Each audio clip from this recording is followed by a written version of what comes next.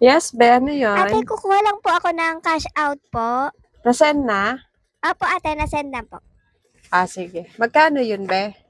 2.5 po yun ate, 2.5 po. 2.5. Opo ate, Dala mo yung 2.5 po. reference number?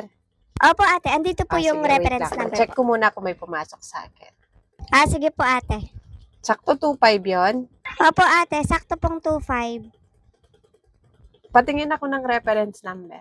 Ito po yung screenshot po.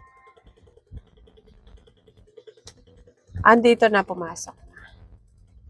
Record ko muna na. Ah, sige po ate.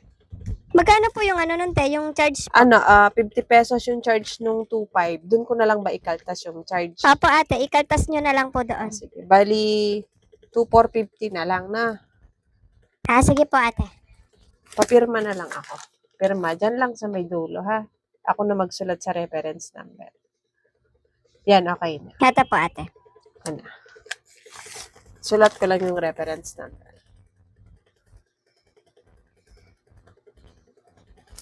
Bali, 2,450 na lang na. Kanino to? Kay mama ma?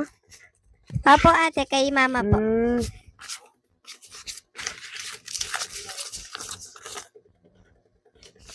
2,450. 1, 2, 1, 2, 2, 2, 3. 2,450 ba? Pabilang na lang ulit. Sakto po ate. Salamat Sakto? po. Ah, sige. Ay, ate may pinapabili pa po Ano pala ba si yun, Papa. Ano po, Yossi po pala. Nakalimutan ko. Yossi po. Anong Yossi? Magkano po yung isang kaha ng Marlboro Red? Sakahan ng Marlboro Red? 210. Sige po ate, isang kaha Oo. po. Tapos po ate, yung utang po pala ni Ay, mama. yung utang niya? Pinapatanong niya kung magkano po. Babayaran Wait ko po lang, pala. no? Check ko muna, no? Di pa kasi nakakompute to, eh. Sige lang po ate. Mutik ko na pong makalimutan. Ito. Compute ko lang, ha? Sige po ate, pa-compute na lang po muna.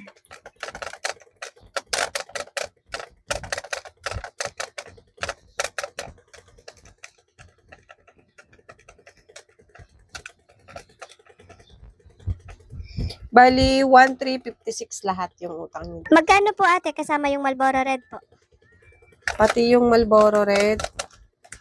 Bali, 1,566. Sige po ate, babayaran ko po lahat yan. Pati po yung Ay, utang teka ni lang. mama. Magbabayad ka pala ng utang.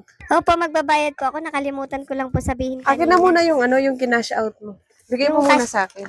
Kukunin niyo po Hindi, bigay ulit? mo muna sa akin. Eto po ate. 2,450 akin na. Eto po. Bakit kinukuha niyo po ulit Bawasan ate? ko ng yung charge. Ah, Magbabayad ka pala ng utang. Hindi mo naman sinabi kasi. Okay. 1,566 na. Bali, yung sinend sa akin is 2,500. Ililes ko yung utang mo, no? Tsaka yung Marlboro, 1,566. So, 934. Minus yung charge na 20. 914 na. Babawasan natin ng charge kasi magbabayad ka naman pala ng utang.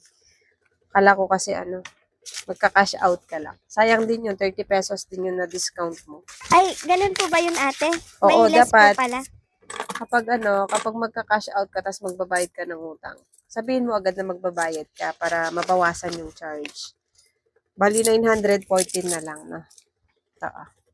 Check natin na. Kasi kanina, binigay ko sa'yo 2,450 minus 1,566. O, 884 lang dapat. Yung binigay ko sa'yo ngayon, 914.